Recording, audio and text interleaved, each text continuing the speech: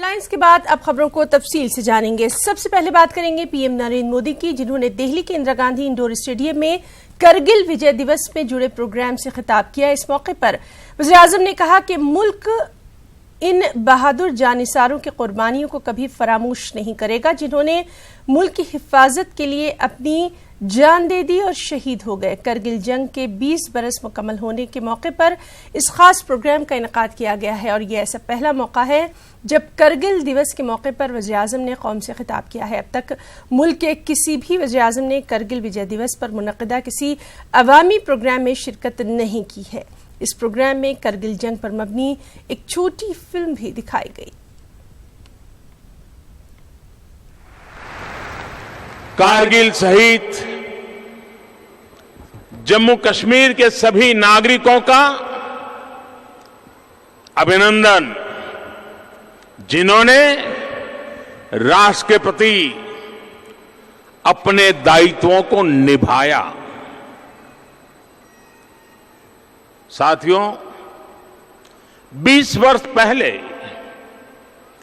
कारगिल की चोटियों पर जो विजय गाथा लिखी गई, वो हमारी पीढ़ियों को प्रेरित करती रहेगी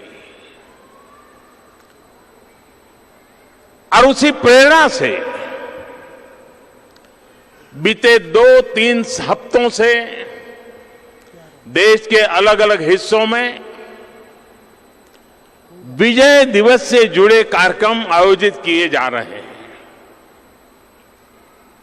देश के सारे मिलिट्री स्टेशंस लेकर सीमावर्ती इलाकों, तटीय इलाकों में भी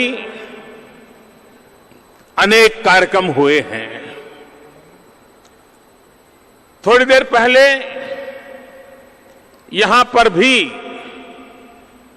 हमारे सपूतों के उस शौर्य की याद ताजा की गई। भाई और बहनों, कारगिल में विजय भारत के वीर बेटे बेटियों के अदम्य साहस की जीत थी। कारगिल में विजय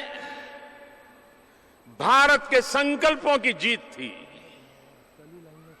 कारगिल में विजय भारत के सामर्थ्य और संयम की जीत थी। कारगिल में विजय भारत की मर्यादा और अनुशासन की जीत थी। कारगिल में विजय प्रत्येक देशवासी की उम्मीदों और कर्तव्य परायणता की जीत थी। साथियों, युद्ध सरकारें नहीं लड़ती, युद्ध पूरा देश लड़ता है।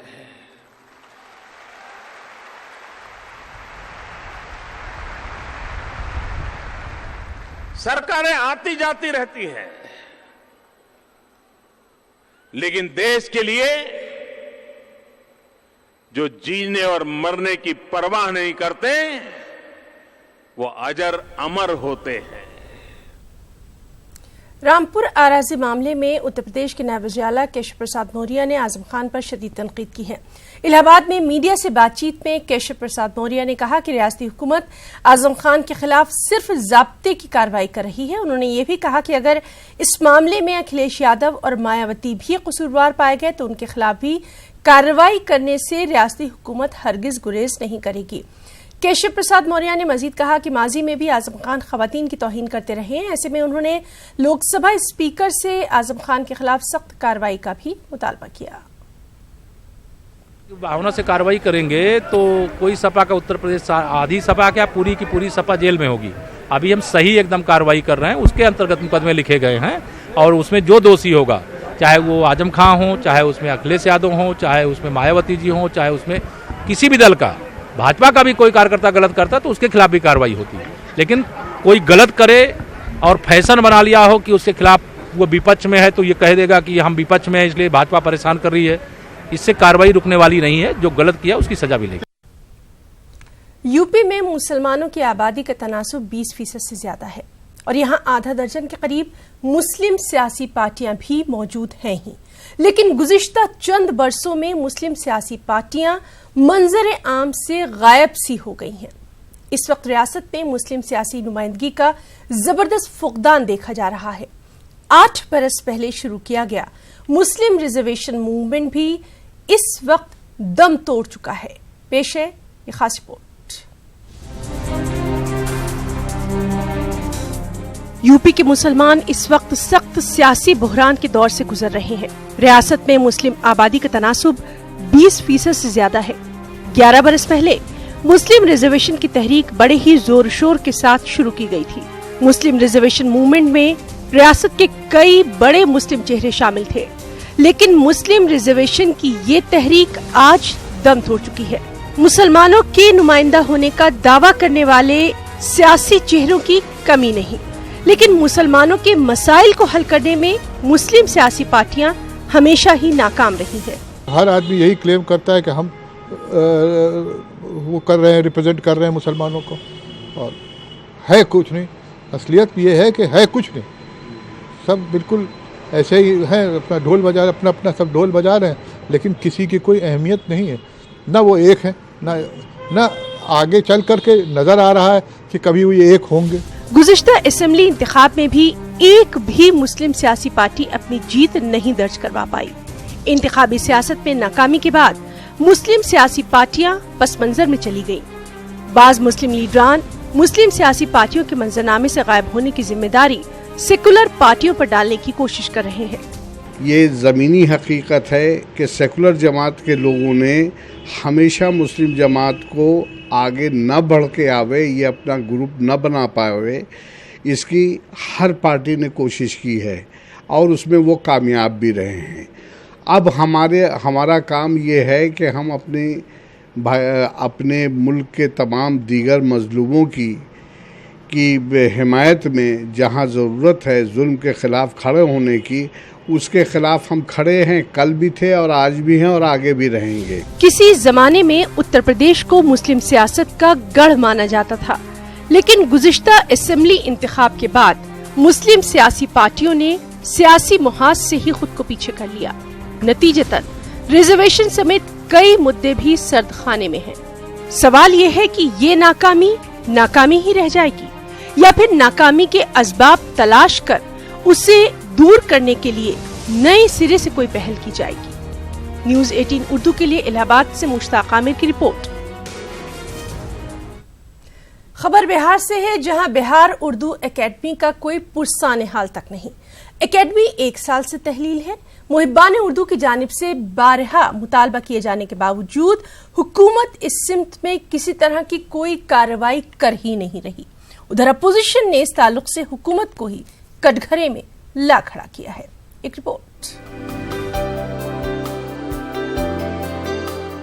यूं तो उर्दू बिहार की दूसरी सरकारी जबान है, लेकिन हुकूमत की जानिब से उर्दू के अमली नफाज के मामले में हमेशा टाल मटोल से ही काम लिया जाता है। पहले से सूबे के स्कूलों में उर्दू की असामियां बरसों से खाली पड़ी हैं। अब उर्दू पर काम करने वाले इदारे भी हुकूमत की नाइंसाफी का शिकार हैं। 1 साल से उर्दू अकादमी के तहलील होने के सबब उर्दू के फरोग का काम बंद पड़ा हुआ है। सियासत में कि आप जिसको वोट दे रहे हैं वो आपके बारे में थोड़ा सा सोचता है, और जिसको आप वोट नहीं देते हैं वो आपसे। तो एनडीए हुकूमत को इस स्टेट के माइनॉरिटीज से, उसकी ज़ुबान से, उसकी फलाह व बहबूदगी से कोई मतलब नहीं है। उधर महकमा अक़लियती फलाह ने भरोसा दिलाया कि उर्दू अकादमी की जल्द तश्कील की जाएगी। वजीर के मुताबिक सूबे में अभी 13 अजला सैलाब से मुतासिर हैं।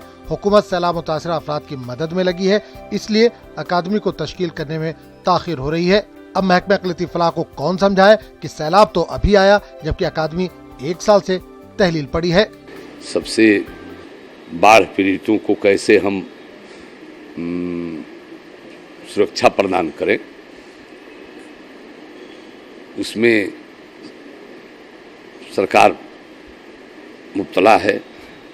और रहा सवाल उर्दू अकादमी का, जो है बहुत जल्द ही उसका जो है ये कर लिया जाएगा, उसमें कहीं एक कमेटी ये हो जाएगा, ऐसी बात नहीं है। मुहिबान उर्दू ने उर्दू की सूरत हाल पर अफसोस का इजहार किया है। तकरीबन 1 साल से तहलील है एकेडमी के बोर्ड, और जिसकी वजह से आप समझिए काफ़ी परेशानियां हैं। परेशानी का मामला यह है कि जो काम होना चाहिए था उर्दू के ताल्लुक से वो भी ठीक से नहीं हो पा रहा है। और मुझे तो ये फिक्र लग रही है कि ये उर्दू दा तबका ये कर क्या रहा है। वादे की उर्दू अकादमी को हुकूमत की जानिब से 2.5 करोड़ रुपए की ग्रांट मिलती है। अकादमी को माली साल 2016-17 में 1 करोड़ 77 लाख रुपए की ग्रांट मिली। माली साल 2017-18 में अकादमी के ग्रांट में इजाफा किया गया। 2017-18 में अकादमी को हुकूमत ने 2 करोड़ 50 लाख रुपए की ग्रांट दिया। माली साल 2018-19 में ग्रांट को कम किया गया। हुकूमत ने अकादमी को 2 करोड़ 5 लाख 55 हजार रुपए दिए। माली साल 2019-20 का पैसा अभी तक नहीं मिला है। उर्दू अकादमी में चपरासी, ड्राइवर, गार्ड और क्लर्क को मिलाकर महज 13 मुलाजमीन काम कर रहे हैं। बाकी के 2 दर्जन ओहदे बरसों से खाली पड़े हैं। मुहिबान उर्दू ने अकादमी को तश्कील करने के साथ ही बरसों से खाली असामियों पर जल्द बहाली का मुतालबा किया है। अब देखना दिलचस्प होगा कि उर्दू के फरोग का दावा करने वाले वज़ीर आला उर्दू अकादमी के मामले में कितना संजीदा रोल निभाते हैं। न्यूज़ 18 उर्दू के लिए पटना से महफूज आलम की रिपोर्ट। दिल्ली अक़लियती कमीशन के सदर ज़फ़रुल इस्लाम का कहना है कि केजरीवाल सरकार ने अक़लियतों के ताल्लुक से कोई रिपोर्ट नहीं मांगी है और जो रिपोर्ट तैयार की जा रही है वो हर साल शाये होती है। इसे चुनाव से जोड़कर देखना गलत है। हमारी नुमाइंदा रचना ने ज़फ़रुल इस्लाम से खास बातचीत की। अरविंद केजरीवाल ने अपने समाज कल्याण विभाग को निर्देश दिया है कि दिल्ली के सभी विभागों में अल्पसंख्यकों की कितनी संख्या है इसका पूरा ब्यौरा दें। पूरे मसले पर हमारे साथ बात करने के लिए मौजूद हैं माइनॉरिटी कमीशन के अध्यक्ष ज़फ़रुल इस्लाम खान साहब। सर, जिस तरीके से अरविंद केजरीवाल साहब ने अपने समाज कल्याण विभाग को निर्देश दिया है कि जो अल्पसंख्यक है उनके विभागों में काम कर रहे हैं उसका एक ब्यौरा दिया जाए, तो किस तरीके से देख रहे हैं इसे? नहीं, पहली बात तो मैं इसको ठीक कर दूं कि केजरीवाल जी ने ऐसा कोई भी ऑर्डर नहीं दिया हुआ है, हमारे इल्म में नहीं है। कम से कम असल में जो हुआ है कि हमारा कमीशन, दिल्ली माइनॉरिटीज़ कमीशन, हर साल एक रिपोर्ट छापता है। उसके अंदर एक सेक्शन ये भी होता है कि मुख्तलिफ जो डिपार्टमेंट्स हैं गवर्नमेंट के, उसके अलावा दिल्ली में जो सारे जो PSUs हैं, पब्लिक सेक्टर यूनिट्स हैं, उसमें जो अल्पसंख्यक हैं उनकी तादाद क्या है, उनके आंकड़े क्या हैं, तो वो उनसे हम हासिल करते हैं और अपनी रिपोर्ट में छापते हैं। जैसे कि ये पिछले साल की रिपोर्ट है जिसके अंदर कि ये आंकड़े मौजूद हैं यहाँ पे, लेकिन इस बार जो हमने किया है वो हमने उसको और दायरा उसका बढ़ा दिया है। सर, आपने भी ऊपर जाएंगे एक ब्रेक के लिए और ब्रेक के बाद खबरों में आगे बढ़ेंगे। भोपाल मुतवल्ली कमेटी औकाफ आम्मा ने मुस्लिम तलबा की शिकायत को देखते हुए स्कॉलरशिप फॉर्म दाखिल करने की तारीख में तौसी कर दी है। मुतवल्ली कमेटी की जानिब से स्कॉलरशिप के लिए पहले 30 जुलाई की तारीख का ऐलान किया गया था, लेकिन बारिश के मौसम में मुस्लिम तलबा की मुश्किलात को देखते हुए कमेटी ने फॉर्म जमा करने की तारीख में 15 दिन की तौसी की है। अब तलबा 14 अगस्त तक स्कॉलरशिप फॉर्म मुतवल्ली कमेटी में जमा कर सकते हैं। मुतवल्ली कमेटी पहले जहां सालाना स्कॉलरशिप दिया करती थी, वहीं अब तलबा की जरूरत को देखते हुए माहाना स्कॉलरशिप तकसीम करने पर गौर खौज कर रही है। जो तारीख थी पहले 30 तारीख थी जुलाई की, लेकिन जैसा हमने बच्चों को देखा और बारिश के मौसम के भी मद्देनज़र रखते हुए कि इनको तकलीफ होगी, हमने 15 दिन बढ़ा दिए हैं। वो 14 अगस्त आखिरी तारीख है। बच्चों को सबसे ज़्यादा हमारी फ़िक्र यही है कि इसकी जो फ़ीस होती है उसका हम इंतज़ाम कर पाएँ, और अगर हो सके तो स्कॉलरशिप में हम हर महीने उनको कुछ न। हमारे मुल्क हिंदुस्तान में मजहबी त्यौहार भी हमारी मुश्तरका विरासत और गंगा जमनी तहजीब की खूबसूरत मिसाल पेश करते हैं। ऐसा ही कुछ नज़ारा इन दिनों मगरबी यूपी के देवबंद, मुजफ्फरनगर से लेकर मेरठ तक जा बजा नजर आ रहा है, जहां शिव भक्त कांवड़ यात्रियों की खिदमत के जज्बे से मुस्लिम तबके के अफराद भी सेवा कैंपों का इनेकाद करके समाजी एकता का खूबसूरत पैगाम आम कर रहे हैं। एक खास रिपोर्ट। हिंदुस्तान के मजहबी त्योहार गंगा जमनी तहजीब के हैं अक्कास। मगरबी उत्तर प्रदेश में दिखा गंगा जमनी तहजीब का नजारा। मुस्लिम समाज के लोग कांवड़ यात्रियों का कर रहे हैं इस्तकबाल। मुस्लिम इलाकों में भी सेवा कैंपों का इनेकाद। सावन के महीने में शिवरात्रि से पहले हर साल लाखों की तादाद में शिव भक्त कांवड़िए उत्तराखंड के गंगोत्री, गौमुख और हरिद्वार से पवित्र गंगा जल लेने के लिए निकल पड़े हैं। इस सफर के दौरान ये शिव भक्त मगरबी उत्तर प्रदेश के मुख्तलिफ शहरों से होकर गुजरते हैं। उत्तराखंड से गंगा जल लेकर लौटने वाले इन कांवड़ यात्रियों की खिदमत के लिए रास्ते में मुख्तलिफ सेवा कैंपों का इनेकाद किया जाता है। इनमें कई कैंप इलाके के मुस्लिम समाजी खिदमतगारों की जानिब से लगाए जाते हैं। मेरठ और मुजफ्फरनगर के अलावा खासतौर पर देवबंद में भी इन दिनों कांवड़ यात्रियों के लिए खुसूसी सेवा कैंपों का इनेकाद किया जा रहा है, जहां खाने पीने की सहूलतों के साथ साथ तिब्बी सहूलतें भी फराहम करके आपसी भाईचारे की मिसाल पेश की जा रही है। 13 साल से जो है हम यहाँ पर 12वां साल 13वां साल है आपके हमारा। हम ये पूरे देश में और प्रदेश में एक मैसेज देना चाहते हैं कि हम लोगों में जो भाईचारा है वो हमेशा कायम रहेगा, ताकि हमारे आने वाली पीढ़ियाँ भी अच्छे से ज़िंदगी बसर कर सकें। और ये जो जहर घोलते हैं, जो हमारी भाईचारे में जहर घोल रहे हैं, उनको एक मैसेज देना चाहता है कि हमारी एकता को कोई अलग नहीं कर सकता। हर साल देवबंद नगर पालिका की तरफ से, देवबंद के मुसलमानों की तरफ से हम शिव भक्तों का यहाँ स्वागत करते हैं। पिछले साल भी हमने स्वागत किया था, हम आगे भी ऐसे ही स्वागत करते रहेंगे कि हिंदुस्तान एक गुलदस्ता है, यहाँ हिंदू मुसलमान सब सारे त्यौहार सब मिलजुल कर मनाते हैं। जो लोग माहौल ख़राब करना चाहते हैं वो अपने मंसूबे कभी कामयाब नहीं हो पाएंगे। यहाँ पर एक रास्ता पड़ता है जो हरिद्वार के लिए जाता है, यहाँ से हमारे शिव भक्त जितने भी गुजरते हैं चल ले जा रहे हैं, उनकी आस्था है, हम उनका स्वागत करते हैं, उनका फूल बरसा कर स्वागत किया है, आगे भी हम करते रहेंगे स्वागत उनका। जैसे गुलदस्ते में हर प्रकार के फूल होते हैं, ऐसे ही इस कांवड़ कैंप में सभी धर्म के लोग सेवा करते हैं। जो हमारे देश की अखंडता को जो तोड़ना चाहता है, हम उन्हें ये संदेश देना चाहते हैं कि कृपया वो हमें देखें। सैकड़ों किलोमीटर पैदल सफर करके अपने कंधों पर रखी कांवड़ में गंगा जल लाने वाले ये शिव भक्त कांवड़ यात्री भी अपने मुस्लिम भाइयों के जरिए अंजाम दी जा रही खिदमत से अपनेपन का एहसास करके खुशी जाहिर कर रहे हैं। ये तो देखो बहुत अच्छी बात है, बहुत खुशी की बात है। हिंदू मुस्लिम कैंप लगाते हैं, एकता रहनी चाहिए, इससे ज़्यादा और क्या हो सकता है। बहुत अच्छी व्यवस्था रहती है, पीछे भी देखी थी कई जगह, बहुत अच्छी व्यवस्था मिलती है। हमें बहुत अच्छा लगता है, हमारा ये मुस्लिम भाई साथ देते हैं, हमें बहुत अच्छा महसूस होता है। हमें एक तरीका से डर बिल्कुल नहीं होता कि मुस्लिम समाज हमारे साथ कोई दुर्व्यवहार करेगा। हमें अच्छा लगता है मुस्लिम भाई हमारे साथ देते हैं, हमें ये बहुत अच्छा लगता है। हमें बहुत खुशी होती है कि हाँ, हमें मुस्लिम भाइयों को आगे साथ मिल रहा है। मुझे बहुत अच्छा लगा जो सब इस त्यौहार को मना रहे हैं, और मैं मेरे पास लफ्ज़ नहीं है कि जो मैं मुझे बहुत अच्छा लग रहा है जो भाई लोग मेरे जो हमारा जो स्वागत कर रहे हैं। शिव भक्त जब हरिद्वार से गंगा जल लेकर वापस लौटते हैं तो रास्तों में इसी तरह के कैंपों का, सेवा कैंपों का इनेकाद किया जाता है, और इसमें बड़ी तादाद मुस्लिम समाज की होती है जो इन कैंपों में ताउन करते हैं, इन कैंपों में सेवा का इंतज़ाम करते हैं। और यही हमारी हिंदुस्तान की खूबसूरती है, यही हमारी गंगा जमनी तहजीब की मिसाल भी पेश करता है। इस तरह के जो मैसेज, जो संदेश समाज में जाते हैं तो वो आपस में समाज को जोड़ने का भी काम करते हैं। कैमरा पर्सन वसीम अहमद के साथ तंजीर अंसार, न्यूज़ 18 उर्दू, मेरठ।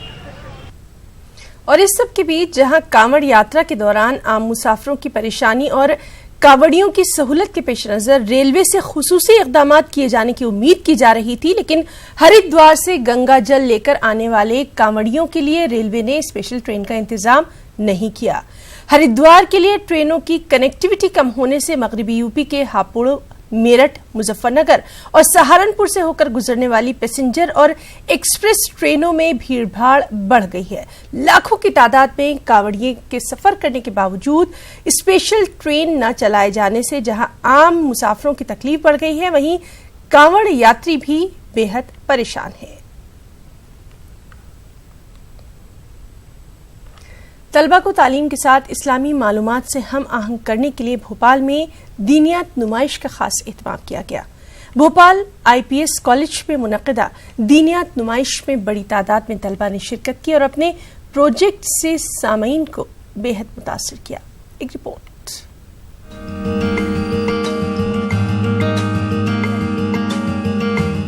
अक़लियती तलबा के लिए आमतौर पर यह बात कही जाती है कि अगर इन्हें असरी उलूम से आरास्ता किया जाता है तो ये दीनी तालीम से दूर हो जाते हैं। यही वजह है कि तलबा को असरी उलूम के साथ IPS कॉलेज ने न सिर्फ दीनियात की तालीम को लाजमी किया, बल्कि तलबा में दीनी उलूम का शौक पैदा करने के लिए दीनियात नुमाइश का भी एहतमाम किया। दुनियात नुमाइश का इफ्तिताह भोपाल के मुमताज आलिम दीन हाफिज सैयद सिराजुल हसन मुजद्दिदी और भोपाल शहर काजी सैयद मुश्ताक अली नदवी ने किया और इस तरह की नुमाइश को वक्त की जरूरत से ताबीर किया। आज यहाँ पर इस कॉलेज में और स्कूल में आकर देख कर बहुत ही खुशी हुई कि माशाल्लाह यहाँ तालीम के तहत जहनी तरबियत का पूरा इंतज़ाम किया जा रहा है और बच्चों को इस्लामी बेसिस जो इस्लामी फंडामेंटल है, बुनियादी चीज़ें हैं, उनको बच्चों को यानी थ्योरी और प्रैक्टिकल, थ्योरी एतबार से भी और प्रैक्टिकल अंदाज में हमारे असातिज़ा कराम ने बड़े अच्छे अंदाज में उसको पेश किया है। हम दुआ करते हैं कि अल्लाह रब्बुल इज़्ज़त इस कोशिश को कामयाब फरमाए और ये जितने बच्चे और बच्चियाँ यहाँ पर हैं आगे चलकर ये खूब तरक्की करें। कि इन्होंने बच्चों के साथ जो मेहनत की हैगी वो पूरी इंसानियत को फ़ायदा पहुँचाने वाली चीज़ है।